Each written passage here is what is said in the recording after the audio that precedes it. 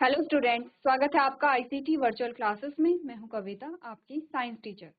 उम्मीद करती हूं आप सभी अच्छे होंगे और स्वस्थ होंगे। सो क्लास कंटिन्यू करेंगे अपना चैप्टर, जिसमें हम बात कर रहे हैं टिश्यू के बारे में। टिश्यू के बारे में काफ़ी सारी चीज़ें आपने जान ली है, कुछ लास्ट के टॉपिक हमारे रह जाते हैं जिसके बारे में हम आज यहाँ पर डिस्कस करेंगे। तो सबसे पहले आपने टिश्यू का यहाँ पे इंट्रोडक्शन जाना, ठीक है। इसी के साथ हमने टाइप्स ऑफ टिश्यू में सबसे पहले टाइप की बात की है, जो यहाँ पर है प्लांट टिश्यू। प्लांट टिश्यू के क्लासिफिकेशन के बारे में अगर हम जाने तो हमने कहा ये जो आपका डायग्राम आता है मस्ट है, इम्पॉर्टेंट है, ठीक है। इस लाइन डायग्राम को आपने नोट किया भी होगा और हमने काफी बार इसे रिवाइज कर भी लिया है। दो टाइप आते हैं, meristematic tissue and permanent tissue, ठीक है। मेरिस्टेमेटिक के तीन टाइप हमने देखे हैं, एपिकल मेरिस्टेम, लेटरल मेरिस्टेम और इंटरकैलरी मेरिस्टेम, ठीक है। अब हमने कहा यहाँ पे परमानेंट टिश्यू फर्दर दो पार्ट में डिवाइड है, सिंपल एंड कॉम्प्लेक्स में। सिंपल में आपके आते हैं पैरेन्काइमा, कोलेनकाइमा, स्क्लेरेन्काइमा, और कॉम्प्लेक्स में आपके जाइलम एंड फ्लोएम आते हैं। तो यहाँ पे आपको करना क्या है, सबसे पहले आपको इनकी लोकेशन जाननी है, इनकी स्ट्रक्चर या संरचना के बारे में बात करना है, और यहाँ पर आप बात करेंगे संरचना के बाद इनके फंक्शंस के बारे में। तो तीन मस्ट है, इंपॉर्टेंट है, और तीनों चीजें आपको सबके बारे में जाननी है यहाँ पे, ठीक है। तो आगे बढ़ते हैं और बात करते हैं एपिकल मेरिस्टेम के बारे में। तो एपिकल मेरिस्टेम आपको कुछ नहीं करना है, ये इमेज देख लीजिए, आपको सब समझ आ जाएगा। हमने कहा था एपिकल होगा टॉप मोस्ट पार्ट में, यानी कि शूट एपिक्स में, शूट टिप और रूट टिप में एपिकल मेरिस्टेम पाया जाएगा, जो लेंथ को इंक्रीज करेगा डायरेक्टली। इंटर कैलरी मेरिस्टेम आपके नोड में पाया जाएगा, और नोड क्या करेगा, ये इंटर नोड की लेंथ को बढ़ाता है। तो ये भी अल्टीमेटली क्या कर रहा है, ग्रोथ को बढ़ा रहा है। तीसरा टाइप का आता है लेटरल मेरिस्टेम, जो कि साइड में है स्टेम के। तो ये क्या करेगा, थिकनेस को इंक्रीज करेगा, यानी कि तने की मोटाई में वृद्धि करेगा। क्लियर है इतना। अब तीनों ही क्या है यहाँ पे, हमने कहा मेरिस्टेमेटिक टिश्यू है। मेरिस्टेमेटिक टिश्यू की कुछ यहाँ पर फीचर्स हमने देखे थे, जैसे कि हमने कहा ये खुद को विभाजित कर सकते हैं, ये सेल्यूलोज से बनी एक पतली कोशिका भित्ति होती है।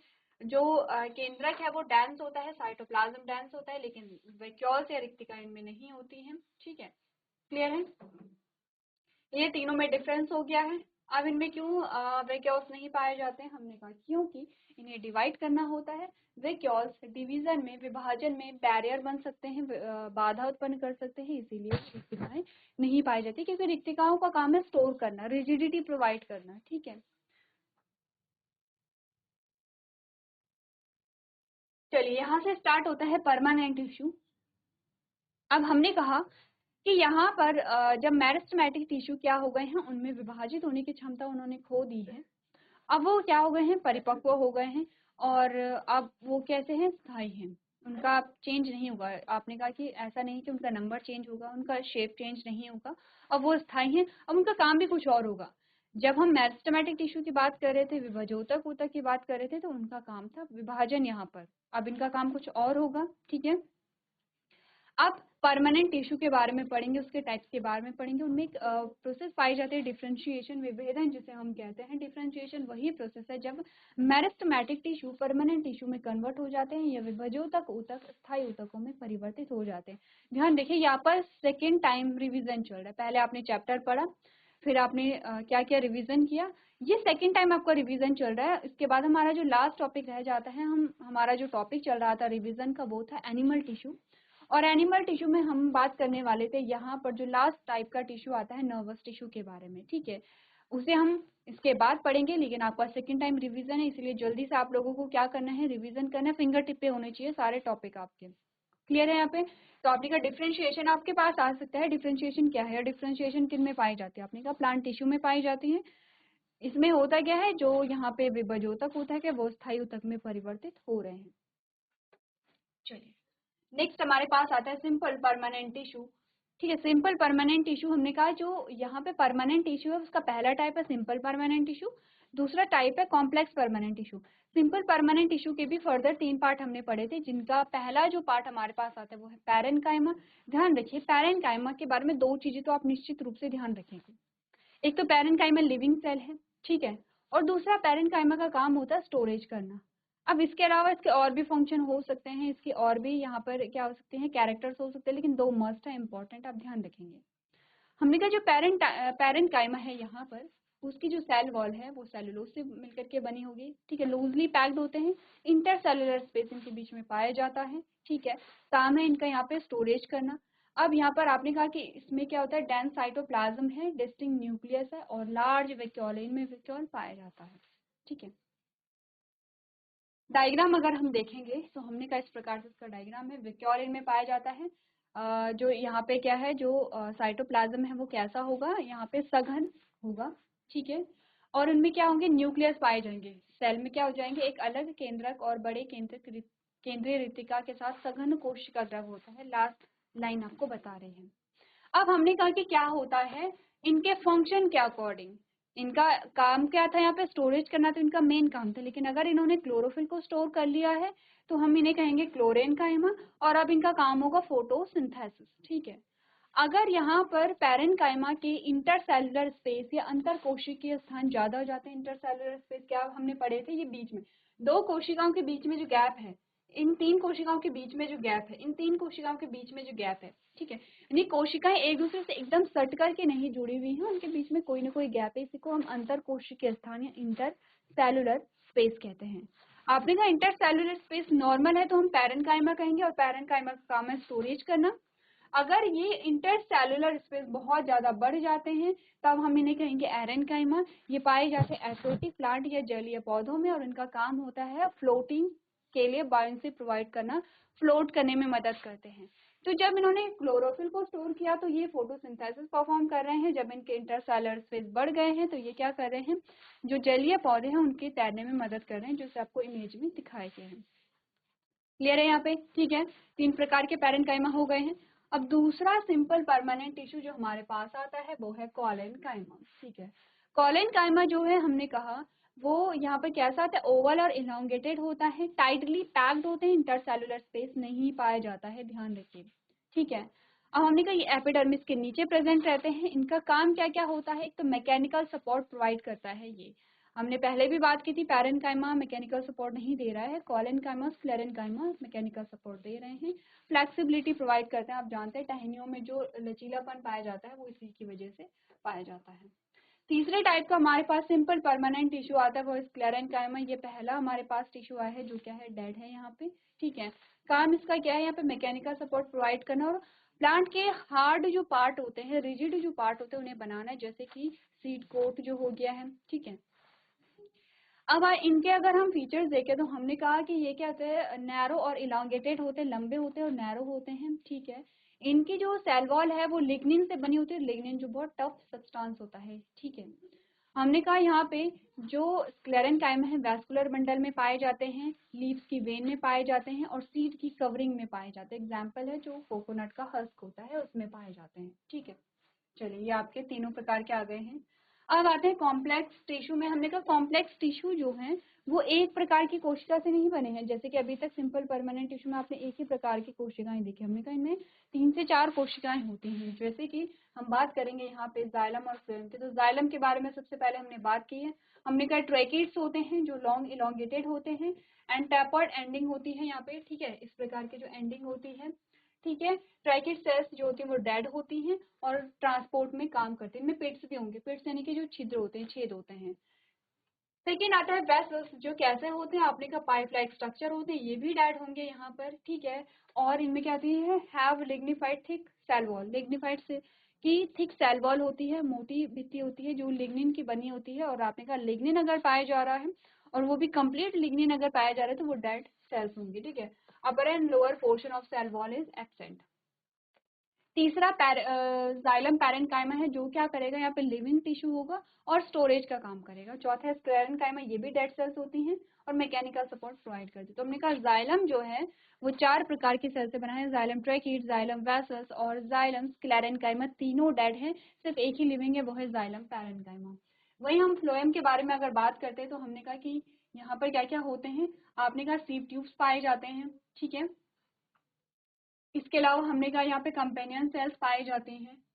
इसके अलावा हमने कहा जाइलम पैरेनकाइमा पाए जाते हैं और जाइलम फाइबर्स पाए जाते हैं। जाइलम फाइबर्स यहाँ पे कैसे होंगे, आपने कहा डेड सेल्स होंगे, ठीक है। आगे बढ़े यहाँ पे, चलिए ये तो था प्लांट सेल्स, प्लांट टिश्यू के बारे में। अब हमने कहा एनिमल टिश्यू को हमने पढ़ा है, क्या क्या पढ़ा है, सबसे पहले एपिथेलियल टिश्यू पढ़ा है। एपिथेलियल टिश्यू क्या कर रहा है, कवरिंग को बना रहा है और यहाँ पे लाइनिंग को बना रहा है। तो लाइनिंग का मतलब होता है अंदर से कवर करना, कवरिंग का मतलब होता है बाहर से। जैसे कि ये पेन है, इस पेन को एक तो बाहर से हमने कवर किया, इसे कवरिंग कहते हैं। अब अगर मैंने इसे खोला और ये अंदर से क्या है, हमने कहा खोखला है, अंदर से क्या है, खाली है, मैंने अंदर से भी इसे लेयर कर दिया तो इसे लाइनिंग कहते हैं। तो ध्यान रखिए, बाहर से किया तो कवरिंग, इसके अंदर से अगर हमने कवर किया तो उसे लाइनिंग कहते हैं। तो दोनों काम है इसके। एपिथेलियल टिश्यू स्क्वैमस है, क्यूबॉइडल, कॉलमनर, सीलिएटर, ग्लैंडुलर। इनके शेप, इनके साइज, इनके स्ट्रक्चर और इनकी लोकेशन के बेसिस पे अलग अलग प्रकार का होता है, अलग अलग इनका फंक्शन होता है। एपिथेलियल टिश्यू जो है, अगर इसका काम हम देखें तो सबसे पहले सुरक्षा प्रदान करना, प्रोटेक्शन प्रदान करना। एपिथेलियल टिश्यू जो वो स्किन को बनाता है, त्वचा को बनाता है। और हमने कहा त्वचा जो है वो हमारे इम्यून सिस्टम का पार्ट है, ठीक है। जब आप इम्यून सिस्टम पढ़ते हैं तो हमने कहा इम्यून सिस्टम जो है वो दो प्रकार की होती है, इनेट इम्यूनिटी और एक होती है एक्वायर्ड इम्यूनिटी। इनेट में हमने कहा पहला टाइप आता है फिजिकल बैरियर का, और फिजिकल बैरियर में सबसे पहला एग्जाम्पल आता है हमारे स्किन का। तो स्किन क्या होती है, यहाँ पर जो भी पैथोजन होते हैं, जो भी रोगजनक होते हैं या रोग कारक होते हैं, उन्हें हमारी बॉडी में एंटर करने से रोकती है, ठीक है। किससे बनी होती है, एपिथेलियल टिश्यू से मिलकर के बनी होती है। पहला काम क्या है, हमें सुरक्षा प्रदान करना।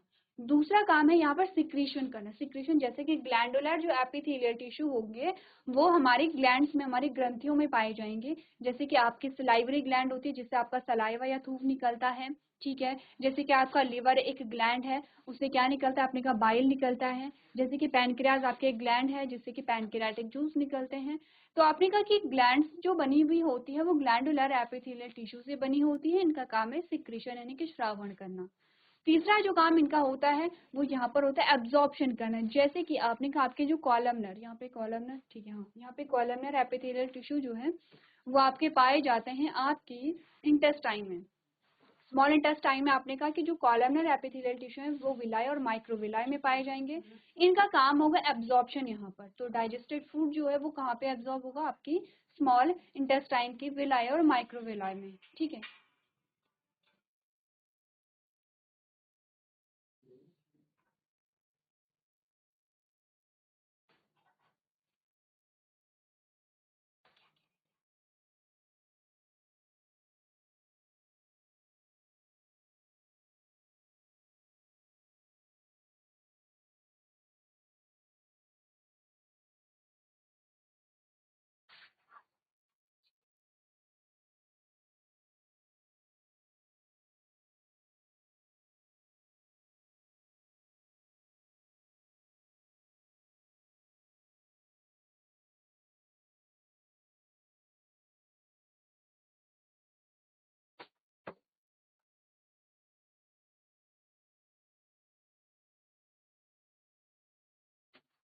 चलिए, तो हमने बोला थर्ड जो हमारा यहाँ पे फंक्शन होता है वो होता है एब्जॉर्प्शन का, जो कि आपके कॉलमनर एपिथेलियल टिश्यू का काम होता है, ठीक है।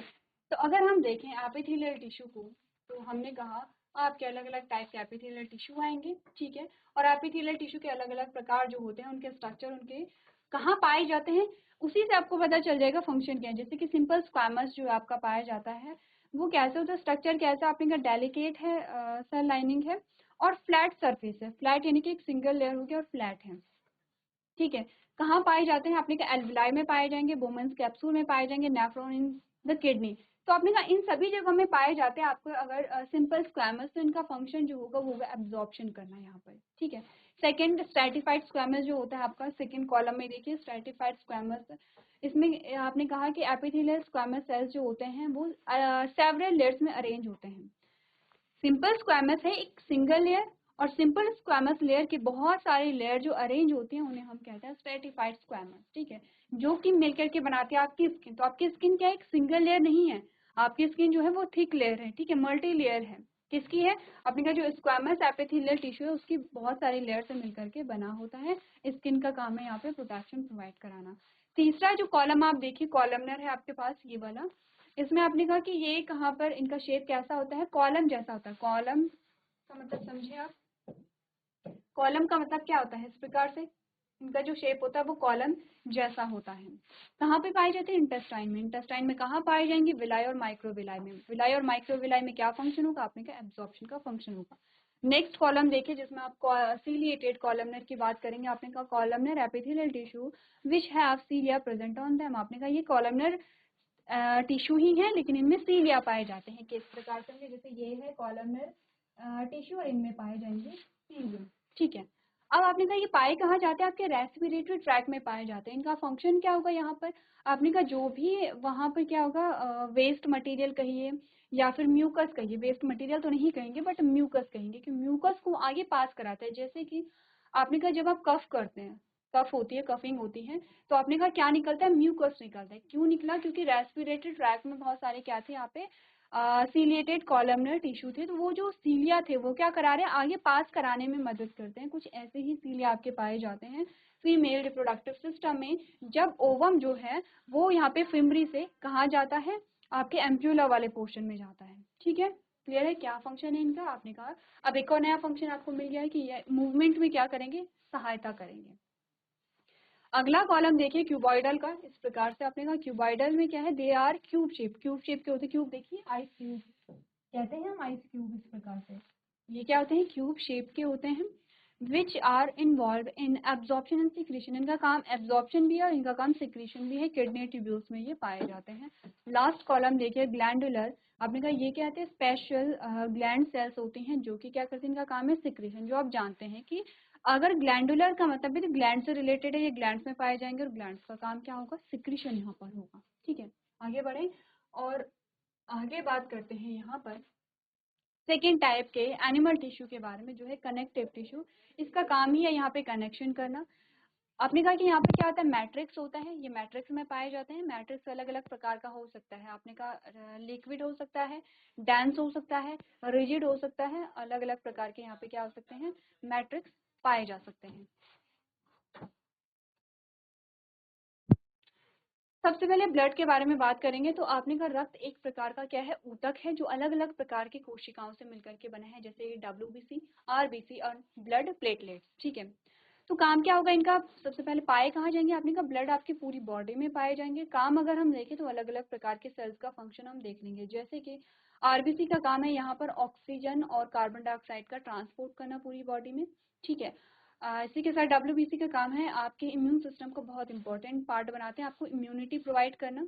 ठीक है, एंड प्लेटलेट्स का जो काम होगा यहाँ पर आपके जब कहीं पे कट फट जाता है और वहाँ से खून निकलने लगता है तो वहाँ पर ब्लड क्लॉटिंग करके रुधिर का थक्का जमा करके खून को रोकना।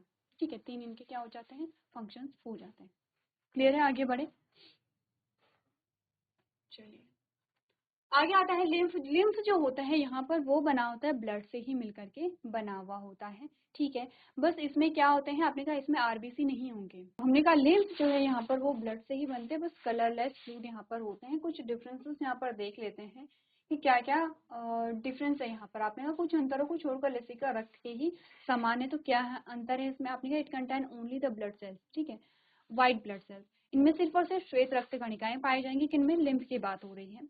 दूसरा हमने कहा it contain less amount of blood protein calcium and phosphorus but more glucose. आपने कहा कि रक्त के कंपैरिजन में इसमें जो प्रोटीन होंगे, जो कैल्शियम और फॉस्फोरस होगा वो कम होता है लेकिन ग्लूकोज का अमाउंट ज्यादा होता है।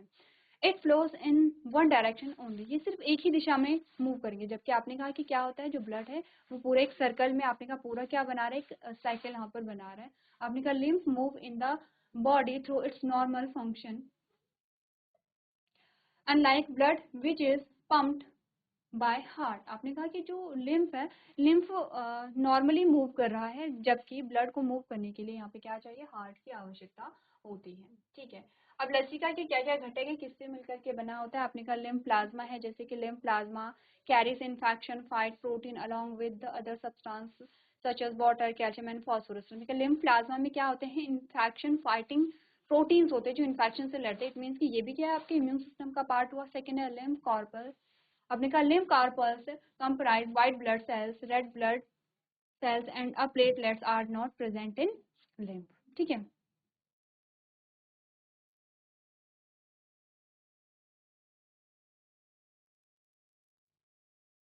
अच्छा ध्यान रखिए यहाँ पर आपने कहा लसिका में लाल रक्त कणिकाएं और प्लेटलेट्स मौजूद नहीं होते हैं। ये आपको नोट करते रहना है। ठीक है, आपने नोट किया होगा। अब आप सिर्फ क्या करेंगे? आप तो रिवाइज करेंगे।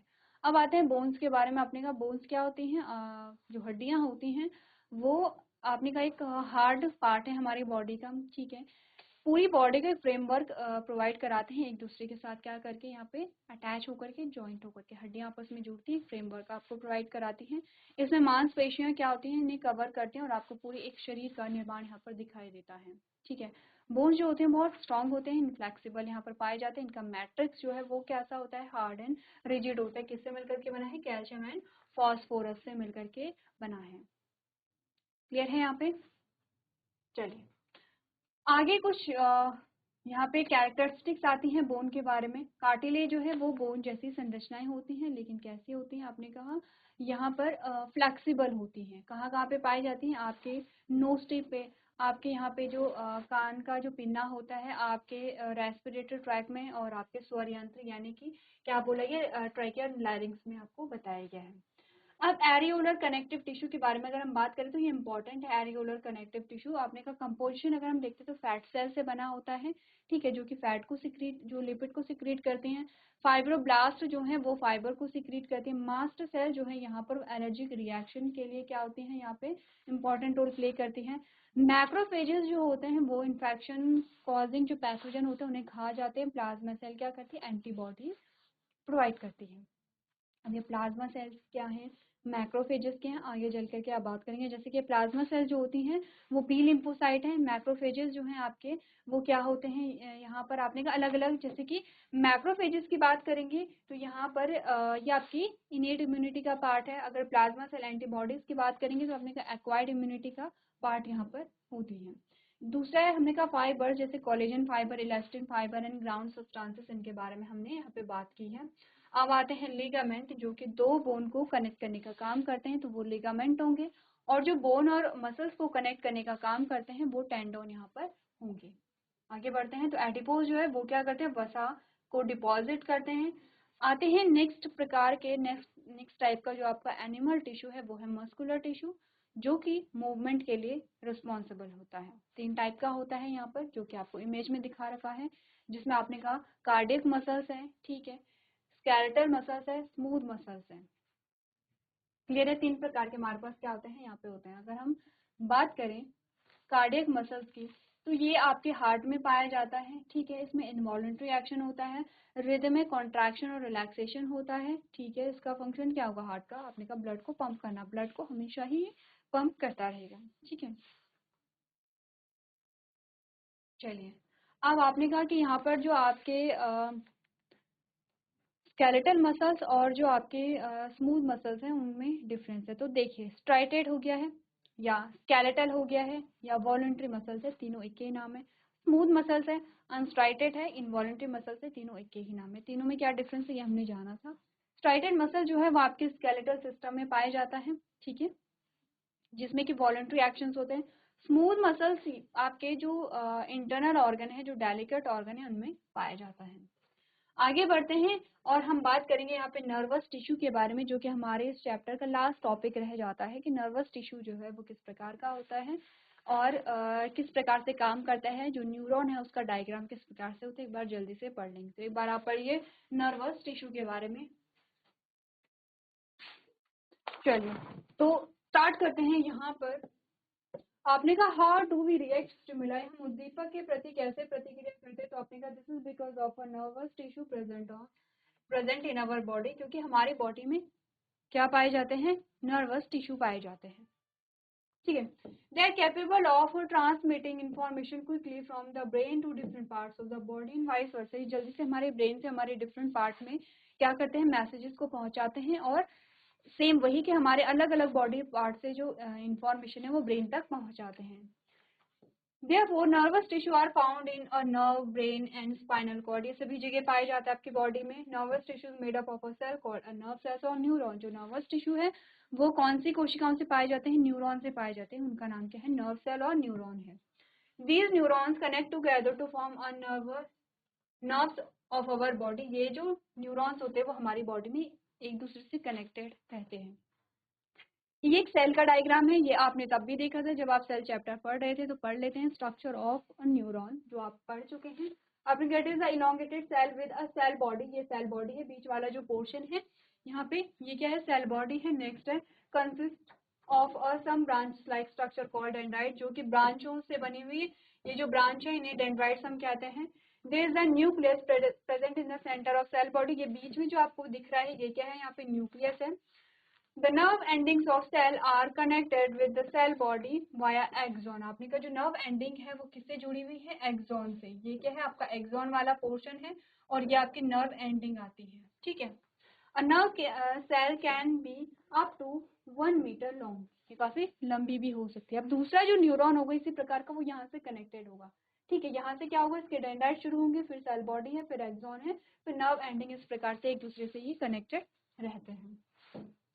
आगे बढ़ते हैं, डेंड्राइट्स। हमने कहा था स्ट्रक्चर ऑफ न्यूरॉन आप देख रहे हैं, जिसमें डेंड्राइट्स के बारे में हमने बात की है। They are tree like exact highly branched at the beginning of the neuron. ये क्या होते हैं, एक पेड़ जैसे शाखाएं आपको दिखाई दे रही हैं। They increase the surface area of neuron, neuron के सरफेस एरिया को बढ़ाएगा ये। They receive chemical signal from different neuron of the body. सबसे पहले केमिकल सिग्नल को कोई रिसीव करते हैं तो वो होते हैं आपके डेंड्राइट्स होते हैं, ठीक है। नेक्स्ट आपने कहा then they then convert these chemical signal into electric signals and pass them to the neuron cell body। अब ये आगे की ओर पास करेगा, यही बोला गया है कि ये क्या करेगा, केमिकल सिग्नल जो है उन्हें रिसीव करता है, फिर सेल बॉडी को, फिर एक्सॉन को, फिर नर्व एंडिंग को पहुंचाया जाता है। नर्व एंडिंग दूसरे जो न्यूरॉन है उसे यहाँ पे सिग्नल को पहुंचाएगा। अ neuron can have a single dendrites और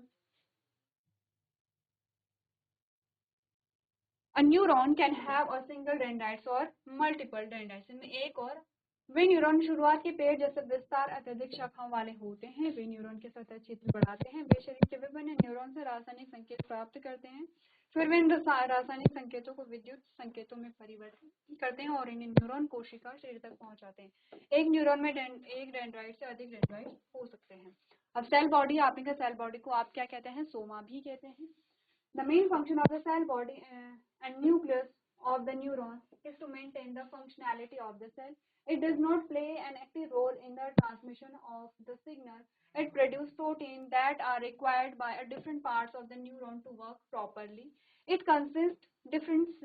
It contains different cell organelles such as mitochondria, Golgi apparatus, etc. चलिए, हमने बोला it contains different cell organelles such as mitochondria, Golgi apparatus, etc. that perform various functions of the cell। ठीक है, हमने क्या बात बोली है कि कोशिका जो सेल बॉडी से हम सोमा भी कहते हैं, कोशिका शरीर और न्यूरॉन की केंद्रक का मुख्य कार्य कोशिका की कार्य क्षमता को बनाए रखना है।